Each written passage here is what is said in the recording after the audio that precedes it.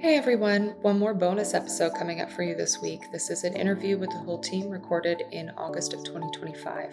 We will be back with regular style episodes beginning next week. Please apply to be a guest if you haven't. You can apply at thedietitianstable.com/apply. Enjoy! Okay, introduce yourselves and how you all know each other. I think I'll go first. I'm Joy. I'm a registered dietitian, and I've been working here in San Diego in the hospital for 2 years now, and I'm married to Sam.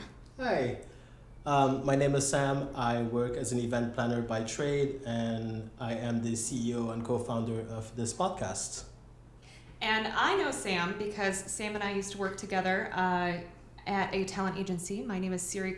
You've probably heard my voice over on the podcast. I am the creative director and executive producer. How did the idea of the Dietitian's Table come about? Joe, you want to start? Well, it was your idea first, and you pitched it to me, so. I did. I got the idea. I got inspired by a few podcasts that I watched, and I realized that there was nothing done like this in the world of nutrition, and I pitched it to you multiple times, and eventually I did it, like you said, the Shark Tank pitch, and eventually you accepted it. Yes. So how did Siri join the team all the way from Chicago? So I was working corporate and I had just left my job, and Sam and I knew each other and had been talking, and Sam gave me a call and said, hey, so I'm thinking of doing this podcast. I was wondering, do you know anyone who can produce a podcast, who knows anything about editing, who knows anything about video?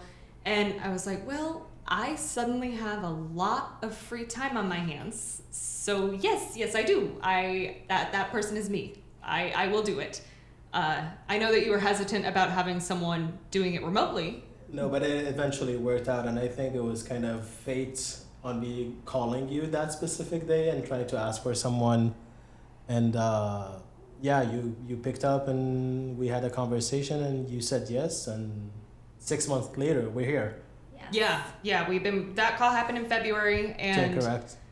You did ask me if I would move back to San Diego, because Sam and I met here in San Diego.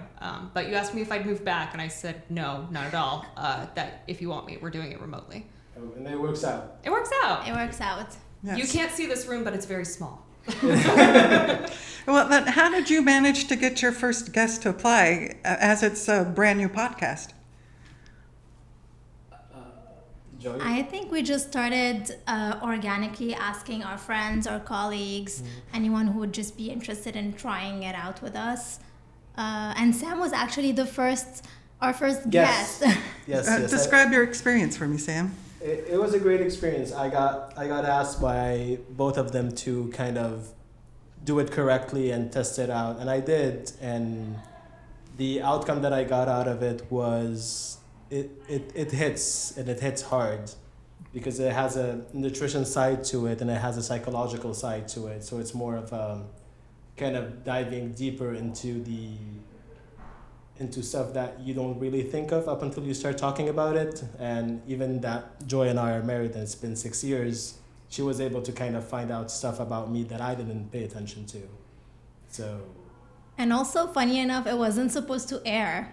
It was just us trying something and seeing how it goes. We've been fiddling with the format of the show for I think 3 months at that point. Yep. And we kept saying, well, does this format work? Do we need to tweak it? We're like, we really just need to get someone in here and do it. And then we're like, well, who do we have that we will be willing to just use as a guinea pig? And then Joy and I just looked at Sam on the Zoom and decided you would be the guinea pig. Yes. Yes. Yeah. No, it was interesting, to say the least, to kind of test out what all three of us have worked so hard to kind of build. And I mean, I know the show of the format. I know the format of the show, and I know how it is. Even you never know how the conversation goes, and that's how it's impromptu, and it's very natural, and it's very open. So it was fun to go through that experience. So this is the first time you've all been sitting together since you created this podcast. Yes. So how do you feel about that? It's surreal. at least for me, I don't know about you two see each other all the time, but I usually exist as a disembodied voice in the room who is seeing everyone through the camera because I am video and audio engineering the best I can from Chicago, which means that I see Joy in 3 angles at once. I get to see her on a FaceTime camera, and then I get to see her on the feed that everyone sees on the YouTube channel, and then I get to see her from a bird's eye view way up in the corner of the room. So seeing you actually in 3D as opposed to 3 dimensions at separate angles it's weird. It's weird, but it's nice to be here. Makes it feel real. Yeah. Yeah, I think that's the word. It makes it real, and it's so nice to finally be all 3 of us together in the same room because it hasn't happened for 6 months. Yeah. We've been building this for such a long time, but for us to kind of have that experience to sit all 3 of us and kind of see what we've done virtually and on site as well is kind of, it is surreal, and it's fun to see. Okay, so it's fun to see you all here together. When you're doing your breaks and during meetings, this being nutrition, who is the most likely to be snacking or eating during these meetings? Joy, for sure. Joy. She always has a new snack, though. It's great to get ideas for snacks by just being like, what are you eating? That looks really good. Hey, what do you have? I'm always snacking, even if I'm at home and we have a Zoom meeting, I end up snacking anyway. Yeah, it's always having new snacks and trying new types of food. And the first question, like, we're going to record today. Great, you have all the gear. Yes. The first question I get, like, did you get food? Do you have coffee? Do we have water? And do we have food? We have that. We're all good to go. So. Well, and with so many startups, they're like, you don't have time to stop, you don't have time to eat. It's very nice to be able to tell you guys, because I am 2 hours ahead, hey, it's my lunchtime. I'm just going to be like chomping through this whole meeting. You good? Okay, we're good. I'm going to be eating. Yeah. Yeah.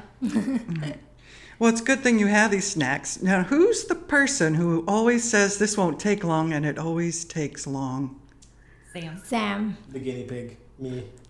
Every single time. You're very optimistic, though. I will give you that. You're always very optimistic that things will go smoothly. Yeah. And then something happens. Okay, so working on this podcast, how has it changed your talk about food with family and friends? I will let you guys answer.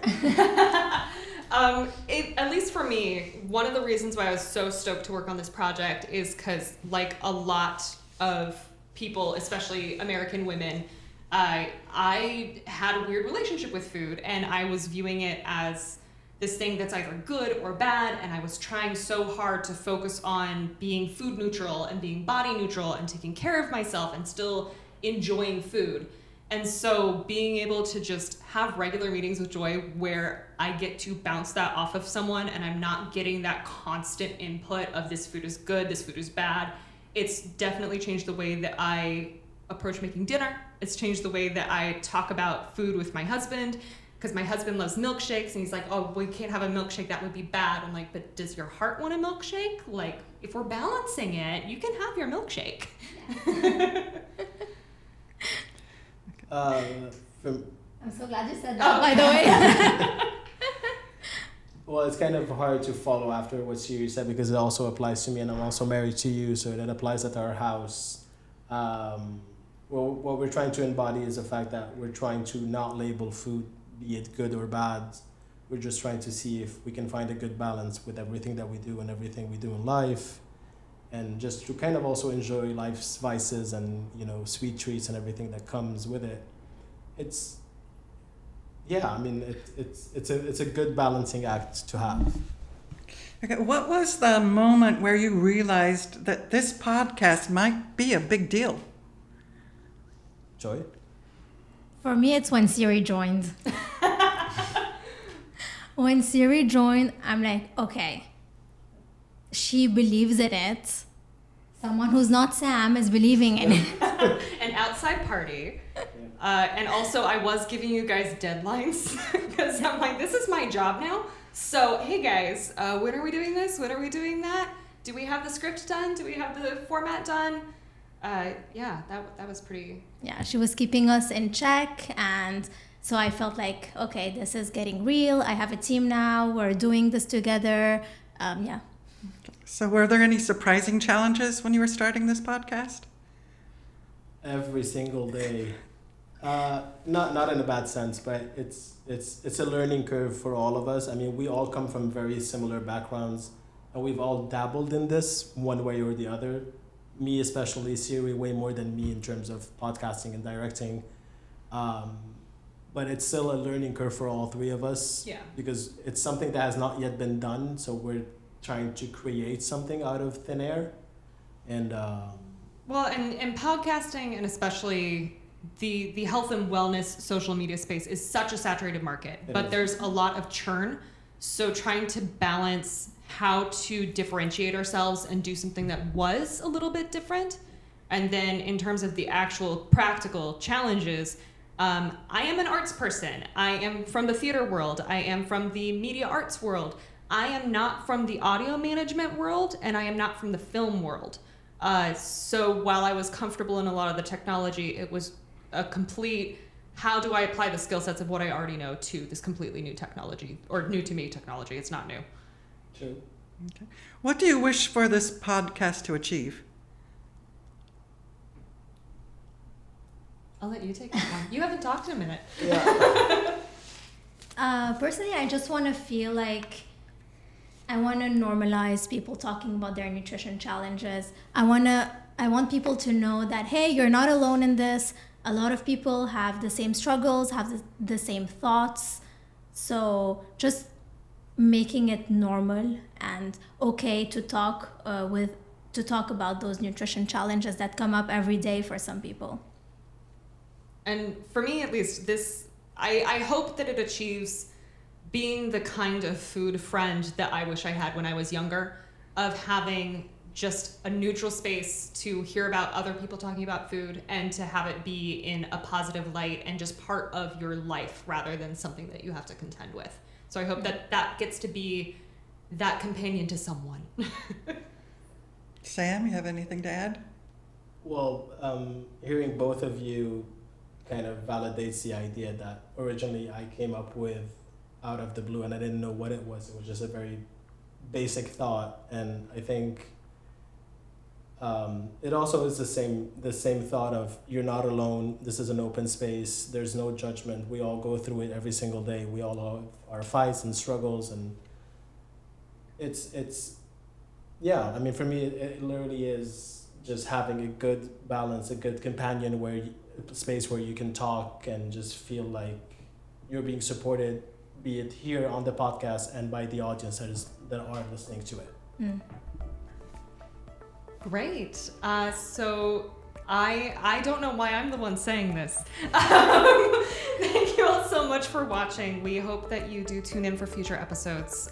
We are so grateful for everyone that has watched, everyone that has listened, everyone that has downloaded. It's been a ride. It has been. And we're really glad that you've been joining us for it. So Thank you. Thank you so Tune much. in. Catch you in the next one. Thank you. And clap. Good.